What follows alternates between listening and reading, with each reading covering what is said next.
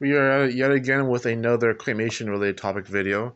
We're going to go about this and that, this webcam and that DSLR, and we're talking about a few things in particular. One of those things is actually going to be why you don't necessarily need the highest resolution for claymation. Yet again is related, so there you go.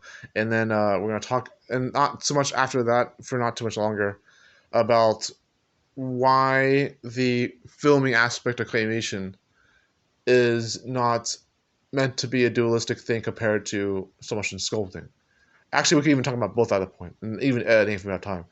Uh, so, as you would know, whenever I did these live streams for claymation before, whenever I was active with them, I could do straight up compulsive amounts of time for each one, like maybe 2 hours literally, 4 hours literally, 8 hours literally if I was down for that.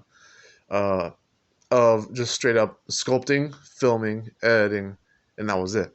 And it was like editing wouldn't even be nearly as long for some reason, but that's kind of to be expected. And then for some reason there was a dualistic comparison between sculpting and filming. I'm here to talk about why the filming aspect has not been its own thing too much and why it should be. When you sculpt a claymation prop, your hands get messy. Yeah, you might want to have some kind of detail orientation where you're not just putting the smudge that comes from your hands and other clay colors into the same prop.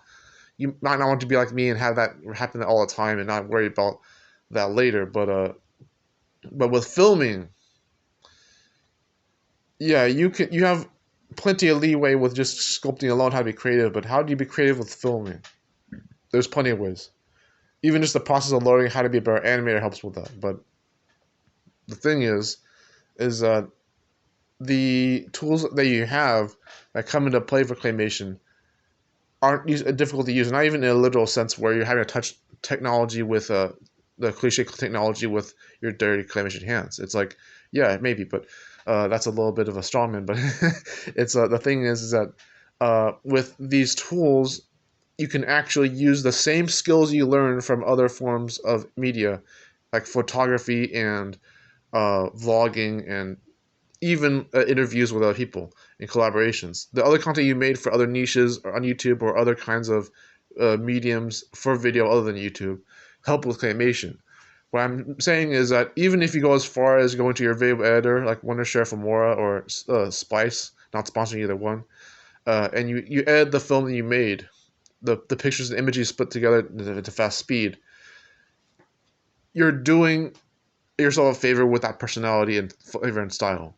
Trust me, there is a personality in doing the editing. There is a personality being done. Even the process itself. Like that's with editing alone. With sculpting alone. There may be an obvious personality to how you're sculpting props precise or not. I have more to say about that on a Adobe Photoshop level, but I'll get to that in the other videos. The idea that being that sculpting could be an obvious art, but you're still doing it for yourself in a way that you can be into the hardworking effort of the craft and not being so much worried about whether it's accurate or not to something you want it to be to. With filming, there is an art to taking that frame by frame by frame by frame by frame by frame by frame by frame and sped up. There is. When you, for example, when you actually, one of my tutorials are about cleaning up frames, but what if the way you do ones and twos is different from other people and other animators? That's easily one of the ways you can be different from other animators with filming.